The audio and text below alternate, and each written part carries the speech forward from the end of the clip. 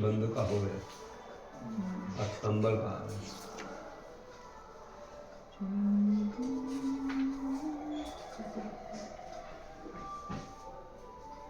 भाव संबर और द्रव्य संबर कैसे होता है? कह रहे छेदन परिणाम जो कम्मस्सा सौनरोहणे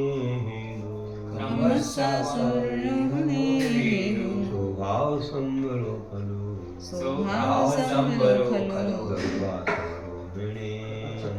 दब्बासवरोहणे अन्नं छेदन परिणामो जो कम्मस्सा सौनरोहणे स्वभाव संबरो खलु दब्बासवरोहणे अन्नं।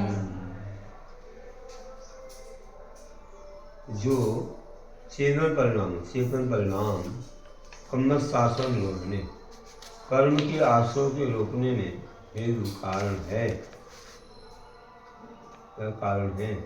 तो वह खलु निश्चय से भाव संभव है। और लब्बासव रोकने लब्बासव का रुकना द्रव्य संभव।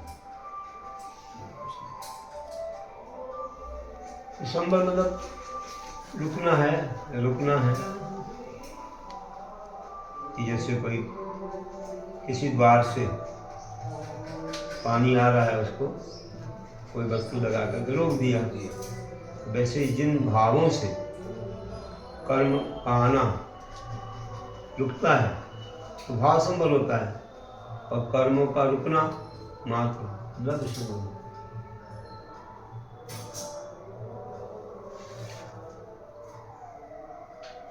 अब भाव संबल आदि कौन से बताएंगे, बदानुवाद करते हैं।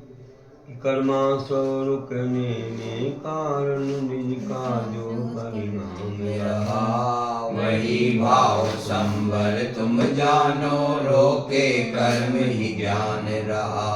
कर्मा सो का रुक जाना ही द्रव्य रूप संबर जानो, व्रत लेने में संबर बढ़ता, मोक्ष मार्ग में शुभ मानो। भाव संबर के भेद करते हैं। बदसमिति गुप्तियों धम्मानुपेहा परिशय जयोये, चारित्रं बहुधेया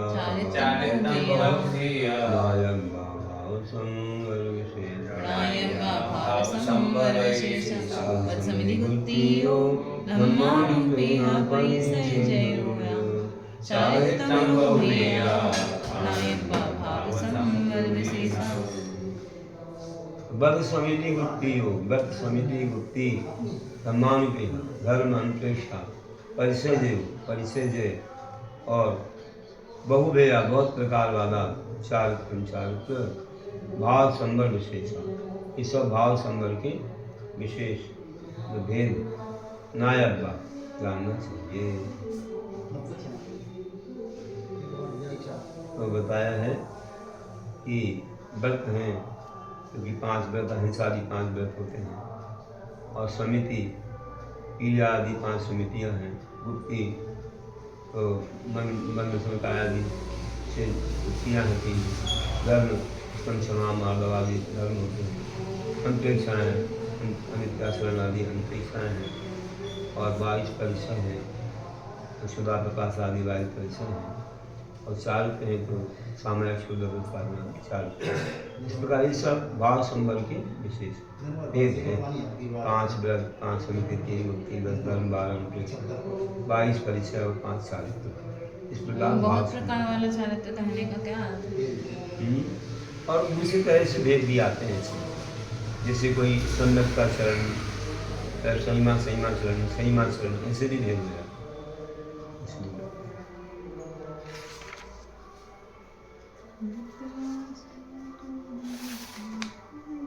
व्रतवा समिति गुप्ति धर्मवानुपेक्षा परिचय जय जो, बहुवेदों वाला चारित्र भी संबर जानो शुभमय वो। भाव रूप संबर है सब कर्म निर्जरा के कारण, भव का अंत नहीं से होता, मोक्ष पद के है साधन।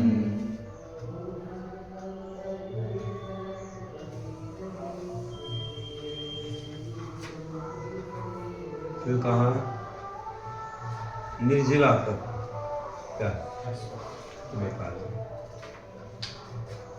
जल कालीन कवीन जय कालीन तवेनिया उत्तरसं कम्मतुगलं जैन उत्तरसमं पुग्गलं जैन भावेन सददिनेया भावेन सददिनेया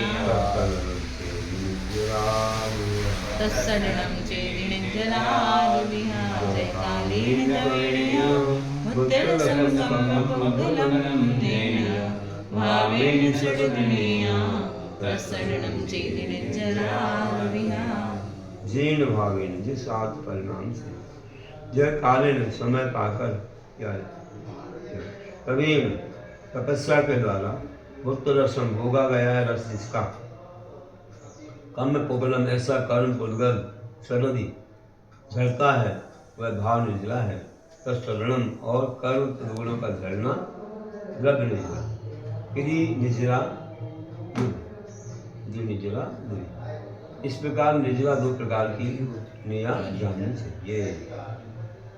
तो कहते हैं कि जिस आत्म परिणाम से समय पाकर तपस्या के द्वारा भोगा गया रस मतलब उसका अनुभव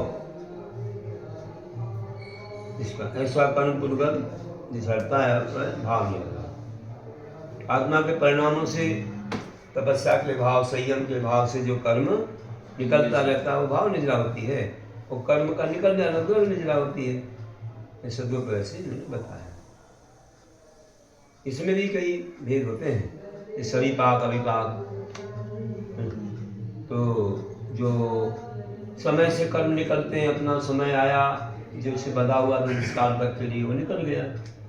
एक है समय के पहले तपस्या आदि करते ना ज़्यादा तप कर रहे हैं परिचय सह रहे हैं भूख प्यास सर्दी गर्मी आदि और क्षमतापूर्वक तो वो अविपाक में भी इसी समय से पहले फल को पका लिया जाता आम है अपने लगे लगे पकेगा तो टाइम लगेगा और समय के पूर्व भी लिया और कभी ऐसे घास फूस इसमें रख दिया मानो कोई भी पाल ना तो ऐसे इसमें रख देते हैं प्यार बोलते हैं इसमें रख दिया तो जल्दी पक जाता पत्तों के नीचे रख दिया पक जाता जल्दी।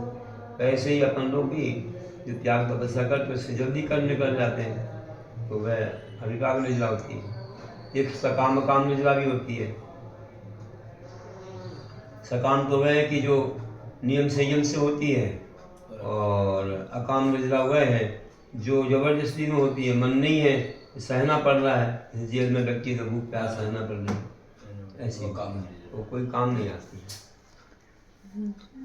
निर्जला जो होगी वो भाव से ज्यादा होगी। हाँ भावों से ज़्यादा होती है। भाव ही होते हैं प्रमुख उसी से निर्जला शुरू होती है और कर्म निकल तो जाते वही द्रव्य निर्जला करता जिस चेतन परिणाम हेतु से सुकाल अथवा तप से जो भोगा गया ही फल जिसका हो ऐसा कारण पुद्गल हो। झड़ता है तन भाव निर्जरा आगम कहता है जानो पुद्गल कर्म झड़े मात्र तब द्रव्य निर्जरा तुम जानो।